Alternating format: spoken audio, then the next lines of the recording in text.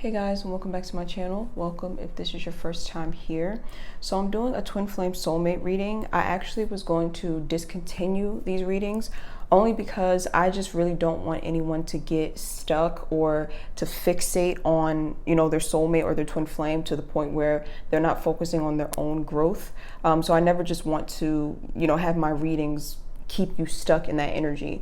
But I'm also aware that when you are confused and you don't know what's going on with this connection, that can also keep you stuck. So it's like a fine line, like watching just enough readings to get clarity, but not indulging in them too much to the point where you're not focusing on your own healing work. So I guess I'll just do these readings whenever I feel called to do them or whenever I'm guided to do them. So this side, the right side, is going to be your energy. This side is going to be your soulmate or your twin flames energy. But honestly, these things can be vice versa. So if you find that you resonate more with this side, then that means that this is you and this is your soulmate. But just for the sake of it not being confusing, I'm reading this side as you. Okay, so first we're going to start with your soulmate or twin flames energy. They have the Aquarius card and they have the politics card in the reverse. So with the Aquarius card coming in the upright, some of them are having their spiritual awakening, or they are starting to see certain synchronicities. I feel like a lot of you have already been seeing the synchronicities. You've already gone through this process, the spiritual awakening, and I feel like they are just now getting started with it. So it looks like they're seeing a lot of synchronicities. Some of them could be doing a lot of research about spirituality, trying to figure out what these synchronicities are that they're seeing, especially the number 1111. I feel like it's popping up a lot for them in their life. Also could be the numbers 711 as well, or a combination of those numbers. But some of them could be doing research, trying to figure out exactly what this is. Because like I said, they're seeing a lot of the synchronicities that you've been seeing. You could have tried to talk to them about the synchronicities before, and maybe they didn't really take it seriously, or maybe you mentioned twin flames or soulmates and maybe they didn't necessarily take it seriously. But I think that now they're starting to see it show up in their lives, and it's like they can't really deny that this spiritual connection does exist, and this is a spiritual connection that you always knew existed, but they could just be kind of waking up to it now. The politics card in the reverse, to me, I'm reading this as an ego death, basically some sort of catastrophic event that's causing them to shed whatever mask they have been wearing, because we all walk around with a mask to some extent. But when people are more wounded, or when they are in a lot of deep pain, or when they have a lot of deep shame, they put on this very, very heavy mask, I guess you could say, where they're completely and totally living out of their ego, and they are putting on a facade. Like I said, a lot of us, or most of us, have a mask because we have, the way that we behave when we are out with friends versus when we're with family versus when we're alone. So we kind of have to, switch roles or switch characters. But I feel like they were wearing an extreme mask, and I call it extreme because it feels like they were filled with a lot of internal shame about who they are as a person, and instead of facing it, they just put on this mask, this ego, this arrogance. Some of them could come across as very narcissistic. It's like that sort of energy. And in order for that ego to come down, in order for that mask to come off, they have to go through some sort of life-altering event. So some of them went through or are going through some type of serious, intense pain that's causing this ego death to take place. So this is kind of heavy. I want to pull one more just to clarify.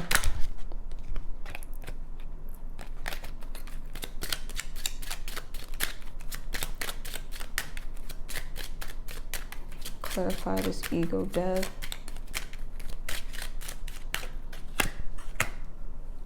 Distant horizons. I'm going to pull one more.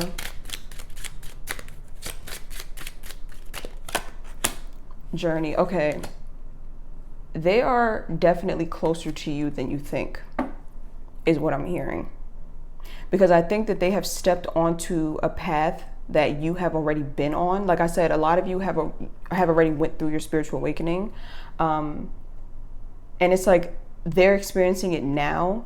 And so it's kind of like your energy is much more similar than it has been in the past. So like I said, you could have gone through this spiritual awakening, or you could have come into awareness about whatever this connection is, and they weren't aware, or it didn't happen for them, but now it's happening for them, And because of this, your energy is very similar. I really hope that that makes sense. I really hope that that makes sense. I'm trying to explain it the best way I know how. They're experiencing something that you already experienced. And therefore, it's like closing the gap. Like the separation that you felt energetically between you two, you're going to start feeling the separation less and less because you are closer together energetically. I really hope, I'm trying my best to like express this. Oh my God, this Mercury retrograde is just too much. The journey card. So to me, this lets me know that they're on their spiritual path or they're on their spiritual journey. Or like I said, something has happened in their life, something catastrophic that has caused this ego death, caused them to kind of shed that mask. And it looks like they're stepping onto the spiritual path that you've already been on. Like I said, some of them could be doing a lot of research and things of that sort is what I'm seeing. I just get a very confused energy because I feel like this person is someone who's very logical, and all of this spiritual stuff that's going on, because it's not logical, they're very confused. And I feel like some of them are trying to explain it away logically, like they're trying to make sense of it logically and they can't. So the only thing that they have to go on is some things that you may have said to them about like the spiritual path. It's like they're thinking back to those things because that's the only references they have, because they can't figure it out on their own logically. Yeah, that's definitely what I'm getting. So we're gonna move over to your side. The Moon card is here in the reverse for you, and the Miser card. So the Moon card in reverse lets me know that you definitely have come out of a state of illusion. So if there were any illusions surrounding this connection, those illusions are gone. It's like you pretty much have a clear understanding of what this connection is and why you're on this path. The Miser card being here lets me know that you are having a bit of a hard time letting go, though. There's something that you're still holding on to. I'm gonna pull to see what it is exactly that you're holding on to.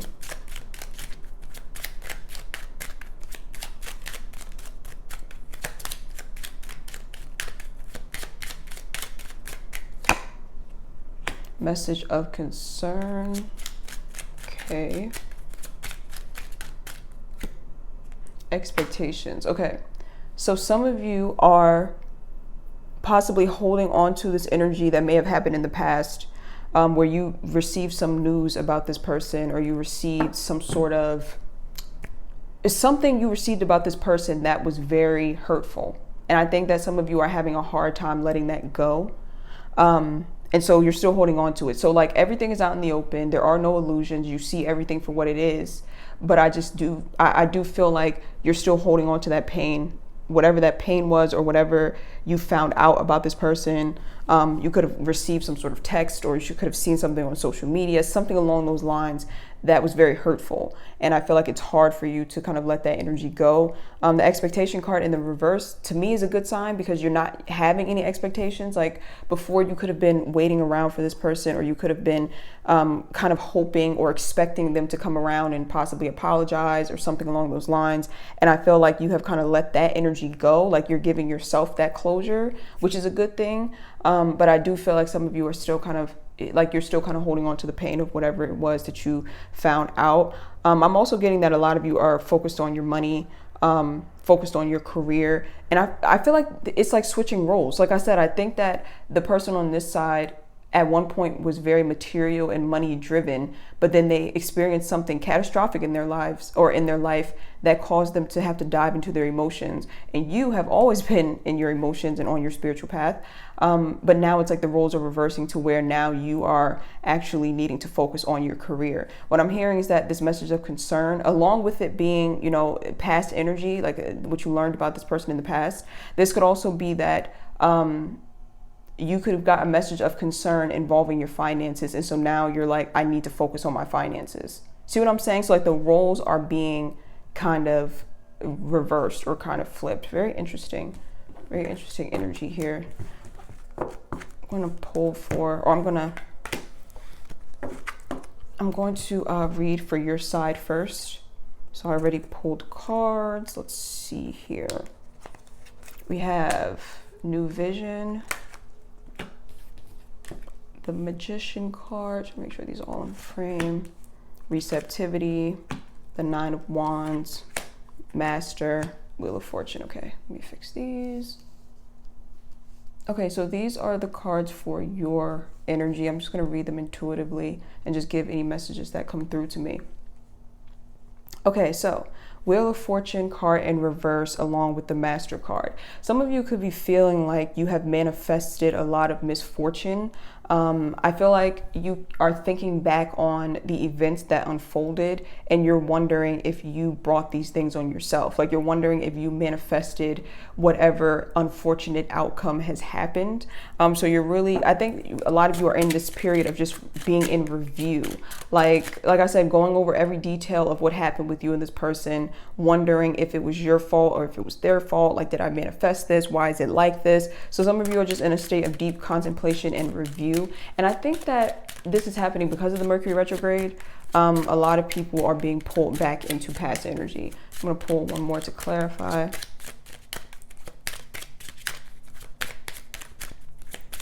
I think a lot of you are occupation. A lot of you are very much I was about to say concerned. It could be concerned. You're aware of your power. And you could be concerned about it as well, because sometimes when we are aware that we have the power to create the life for ourselves that we want, it can be a bit overwhelming because now it's all on us. Like, we don't have anyone to blame. We don't have anyone to distract us. Like, we know now that it's all on us to create the life that we want. And that's why a lot of you are reviewing the past and trying to figure out, like, did I create this misfortune in my life? Or did I play a role in this situation falling apart the way that it did? So some of you are just really taking accountability. Be careful though, because there's a fine line between accountability and self-punishment. So you could be, like I said, taking accountability for your role that you played in that situation. But what you don't need to do is to punish yourself or see it as like, okay, I am completely and totally to blame for this. You see what I'm saying? Just be careful of that. The occupation card being here as well lets me know that some of you really are focused on your career, which is a good thing. I think that's where your energy is going to be best spent. Focusing on your career, focusing on your money. I think it'll get you out of your head, because some of you, like I said, are really in your head about you just thinking that you caused all this all this misfortune in your life. And I think that those thoughts can easily spiral into too much negativity. So I think focusing on your occupation is something that's going to be very helpful. For some of you, focusing on your career or your money or school and things like that is actually somewhat of a problem for you right now, because you're seeing yourself through the eyes of what happened in that past situation. So if you made poor decisions, or if in that situation you took a blow to your confidence or your self-esteem was lowered, that's playing a role in the way that you are approaching your career. So, okay, let me slow down and explain this the way I'm seeing it in my head. So that connection that you have with that person, it could have really affected your self-esteem and your sense of self-worth, and you carried that energy with you into the present, and now it's hard for you to really chase after your career and your financial success or start like new goals or things like that. So you're needing to be aware of that. Let me pull one more. So if some of you are stuck in terms of your career, I feel like that's the reason why your self-esteem has kind of taken a hit. And I think that the only way to kind of regain that self-confidence and that self-esteem is to push through those feelings of inadequacy and focus on things that you're good at. And I think that the more you indulge in things that you're good at, even if you do feel that initial sense of inferiority, it'll eventually lift off of you. Pull, oh goodness, sudden wealth. Yep, number 11. I think that a lot of you have wealth that's trying to come into you through your career. Like I said, this is interesting because the energies are reversed here. Usually you are the one more involved in the spiritual realm and the emotions, the emotional side of life, and they're usually involved in the material side of life. But you have some sort of material wealth that is trying to come into you, but you have to push through whatever this blockage was in terms of your self-esteem or self-worth that happened with this person. You could also use this person as motivation, because I feel like the person you're dealing with could be very financially well off. And if they're not, they're just a person who knows how to put their feelings on the back burner and focus on their career goals. So you're needing to be a little bit more like them. Not saying to completely and totally shut your emotions off, but it's like learning how to get up and work and focus on your goals, even if you are feeling a bit discouraged. See what I'm saying? So it's like a little lesson that you can learn from them.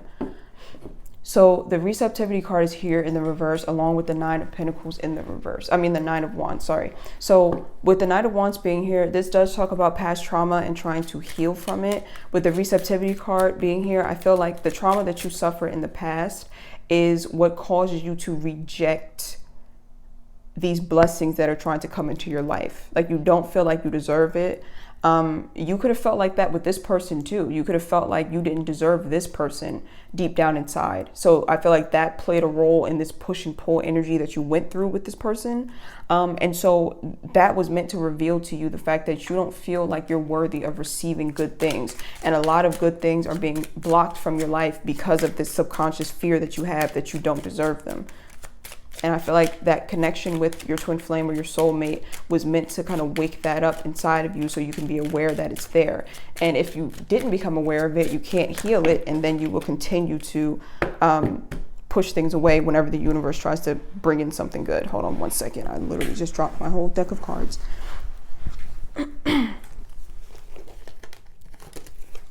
Okay. I'm going to clarify for that receptivity card.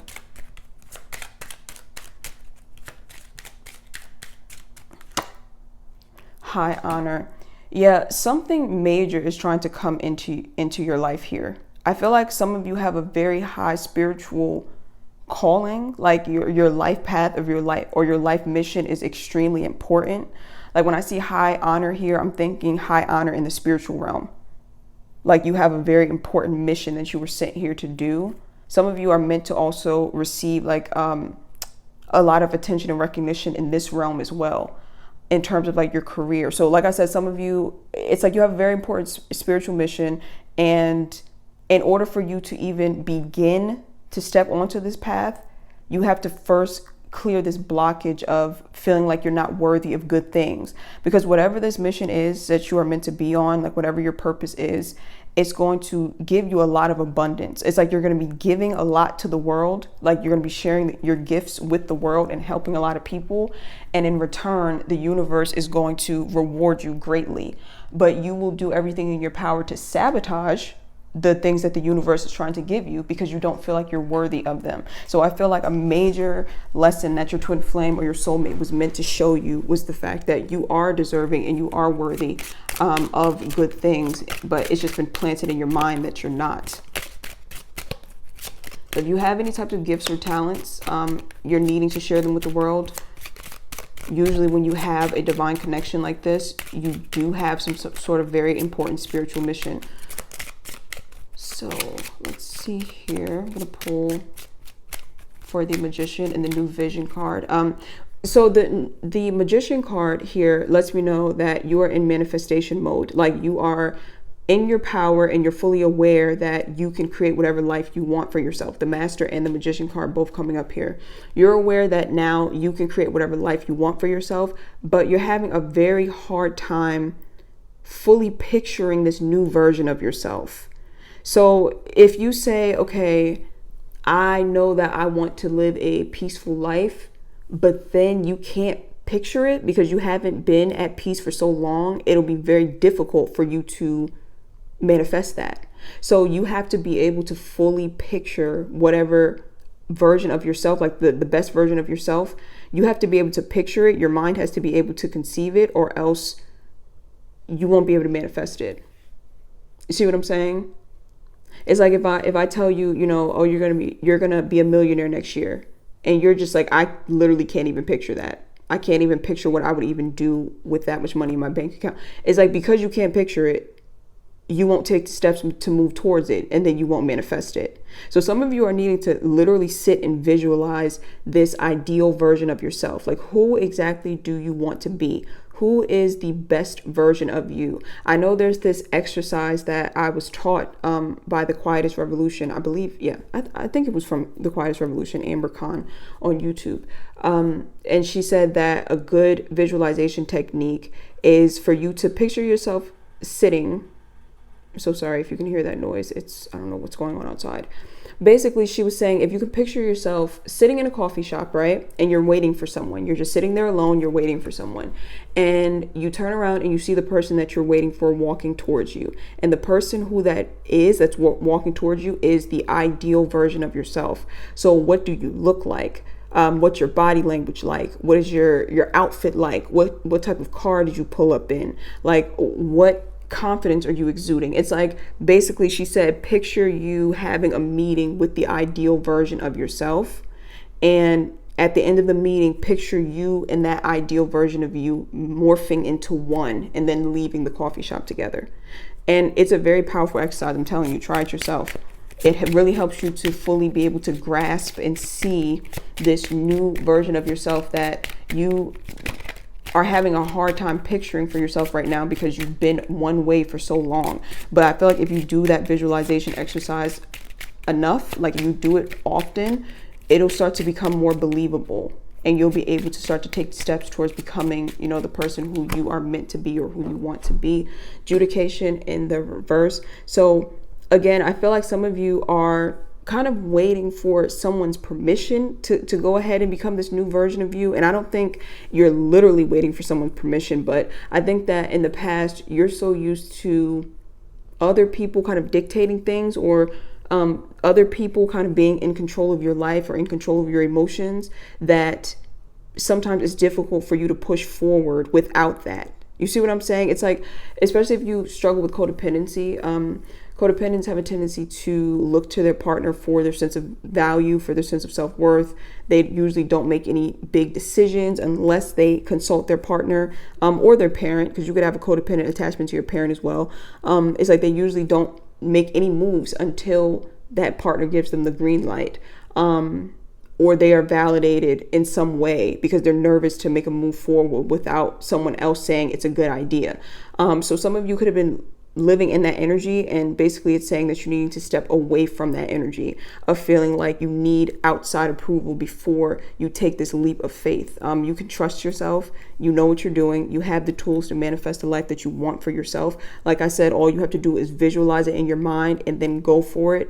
Don't be afraid. Even if everyone around you is giving you all the reasons why you can't succeed, or it's like those voices in your head telling you that you can't, push through them and continue to work towards the life that you want for yourself. So we're going to pull cards for your counterpart now, your soulmate or twin flame. Okay. Oh, this reading is 20 minutes already. All right. The understanding card comes out for them. 3 of Swords in the reverse, change, 6 of Cups, integration, Justice card. Okay, karma for sure. Definitely receiving karma. And it's interesting because I feel like the karma that they are receiving has something to do with them rejecting a piece of themselves. And I know this is going to sound really weird at first, but let me explain. Basically, you are a piece of them, okay? They see you and they see themselves, but they see you as a part of themselves that they don't like.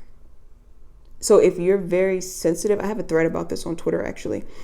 If you're very sensitive, they see your sensitivity and it reminds them of their own sensitivity that they've been trying to hide, and they don't like that part of themselves. So they mistreated you, hoping that that part of themselves will go away as well. I know that sounds so backwards, and it's only because it's happening on a subconscious level. This is not something they're consciously doing, but they've rejected you because you are a piece of them. And basically when they rejected you, they rejected a piece of themselves. And so when you reject a piece of yourself, then you're not whole. You see what I'm saying? So that's why this person is not whole. And they did create some sort of karma for themselves by doing that. Because it's like I said, not only did they reject you or possibly abandon you, but that's also self-betrayal and self-abandonment. So they created a level of karma for themselves. Let me pull one more.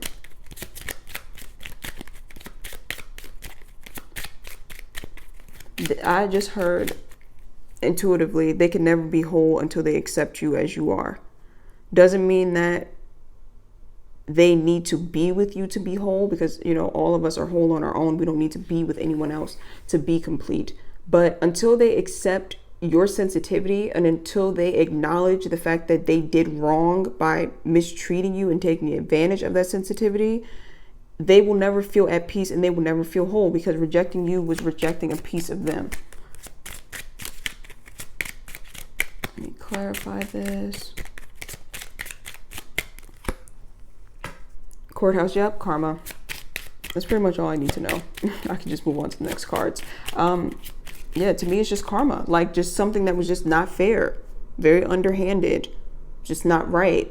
And the cycle between you two is not closing out because of that underhanded thing, whatever they did. It's causing the cycle to keep on going, because they still have yet to learn, or they have yet to acknowledge whatever this was that took place. And it's part of their spiritual lesson for them to acknowledge it. The Six of Cups is here in the reverse, and the Change card is here. So the Six of Cups talks about reflecting on the past, but in a negative way. So like thinking back on past situations and you just remember all negative things. I feel like this person, your soulmate or your twin flame, when they reflect back on their relationship with you, they try to see the bad in you. Like they attempt to see the bad in you, because I think it helps to soothe their guilt of whatever they might have done. So they want to demonize you. They want to see the bad in you. But like I said, whenever they demonize you, whenever they try to find negativity in you, they have no choice but to find it in themselves as well, because you are a piece of them. I know that in these readings, we talk a lot about you, the person who's watching, and we talk about how you are meant to learn a lesson from this person. But they, on the flip side, are also meant to learn a lesson from you. And so just like it's difficult for you to close out a cycle whenever, it's difficult for you to close out a cycle whenever you didn't grasp the lesson, it's difficult for them to close it out as well when they didn't grasp the lesson. It goes both ways. So they kind of keep this wheel going by not fully grasping the lesson. And I feel like the lesson here was for them to embrace the aspect of them that's emotional and sensitive, and you represent that for them, and they are constantly rejecting you, and therefore they're rejecting themselves. Whenever they beat you up in their mind or try to demonize you or make you out to be a bad person, that energy boomerangs and it comes right back and smacks them in the face. And they're needing to learn this.